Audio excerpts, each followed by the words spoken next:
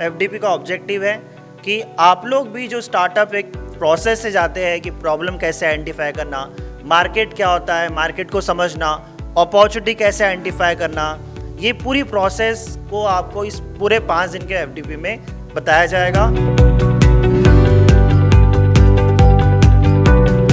आज का क्योंकि ये पहला और महत्वपूर्ण सेशन है, हम पूरा ओवरऑल कहीं ना कहीं एक माइंडसेट बिल्डिंग पे पहले फोकस करेंगे। आप सभी जो आज हम यहाँ पर बैठे हुए हैं, let's try and built up and mindset कि यार क्यों मुझे स्टार्टअप या एंटरप्रेन्योरशिप पे ध्यान देना है। अगर ये मेरे स्टूडेंट्स के लिए हो सकता है तो क्या ये स्टार्टअप एंड एंटरप्रेन्योरशिप मेरे खुद के लिए हो सकता है? स्टार्टअप इंडिया पोर्टल सुना है? गवर्नमेंट का एक स्टार्टअप इंडिया पोर्टल है जिस पे खुद को जब तक रजिस्टर नहीं करोगे तब तक आप स्टार्टअप नहीं कहलाओगे, राइट? ये लोगों को पता नहीं होता है और वो रजिस्ट्रेशन नहीं कराते तो कई अपॉर्चुनिटीज़ छूट जाती हैं। तो प्राइवेट लिमिटेड, फिर DPIIT या स्टार्टअप इंडिया पोर्टल पे खुद को रजिस्टर करना, और third bare minimum MSME certificate या रजिस्ट्रेशन लेना। इतना करके you are a good to go startup. Now you will say कि यहाँ पे तो आप बहुत चीज़ें बोल रहे हो, आप खुद तो शार्क टैंक से फंड रेज करके आए हो। सो शार्क टैंक में गई फंड रेज के लिए नहीं थी। I wanted to validate myself, validate my product, and Shark Tank is the biggest platform that could provide me that.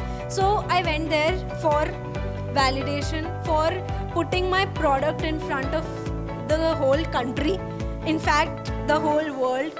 Innovation is not a rocket science, it's a lifestyle. Innovation and entrepreneurship is a lifestyle.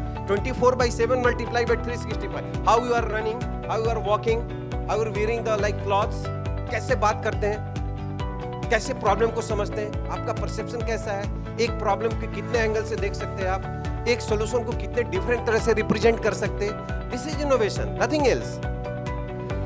How you calculate your runway? So runway कैसे calculate होता है? Runway is calculated कि आपकी company कब तक के जिंदा रहेंगी, ठीक है, सिंपल वर्ड्स में। उसके बाद में अगर आप लोगों ने फंड रेज नहीं किया है, आपके पास पैसा नहीं आया, your company is going to become dead, या फिर आपकी कंपनी नहीं चल पाएगी। ये जो divergent thinking and convergent thinking है, इसको दोनों को मिला के बोलते हैं creative thinking, and this is actually for each and every questions, each and every questions of your life skill, each and every questions for your professional development, each and every questions for your research development, anything, कहीं भी try कर लीजिए।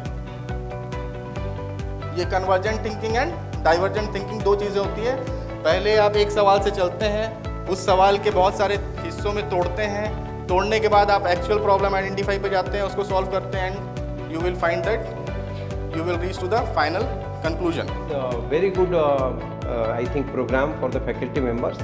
I would again like to thank Ministry of Education Innovation Cell for this wonderful program, and I wish that in future it should be continued everywhere in India.